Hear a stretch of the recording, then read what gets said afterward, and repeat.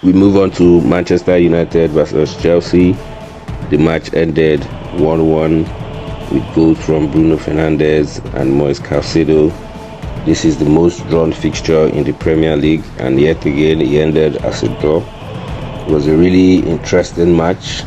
I think Manchester United got most of the clear chances, but the game was mostly dominated by Chelsea. Enzo Maresca came up with a very brilliant tactics with Reece James at the left back and Gusto in right back, but in possession they turned to a back three and he tried to overload the midfield, which worked. Palmer had a brilliant game. Garnacho and Rashford, we expect much more from them. But in all, it was a really interesting game. It was a good watch. And I'm sure the new Manchester United boss, Ruben Amorim, will be watching to see how to go about his tactics when he joins the team sometime this month. We move over to another interesting fixture, Tottenham Hotspur versus Aston Villa, a fixture that we all hoped to give us a high scoring match, and he didn't disappoint.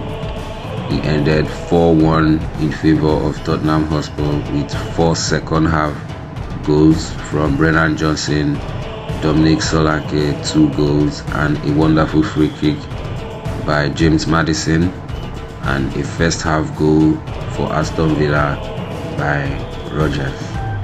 The fixture was an interesting one, end to end. The two coaches love to come out to play, and kudos to Unai Emery, who has turned Aston Villa from a mid-table team to now a team considered to be, or rather a team considered to fight for the top 6 position in the Premier League. We also talk about the Tottenham Hotspur manager, who is brave, who loves to attack, who loves to dominate. It was a really interesting fixture. The two managers had their tactics right, but we see today the Tottenham Hotspur manager got the better of Unai Emery. And yeah, we move over to one of the shocks of the day, Bournemouth versus Manchester City. This game was a really interesting one, which is quite surprising that the both teams came out to play. You know, when a team comes out to play against Manchester City, then you know that they are a well-drilled team, and that won't go without mentioning their manager, Andoni Iraola. He's a young Spaniard, very tactically sound, always loves to press, plays out from the back. And notable mentions, he's picked out very vital points from Aston Villa, City and Arsenal in the last 3 fixtures. He's picked up 7 points from a possible 9, which I'm sure will be surprising to all.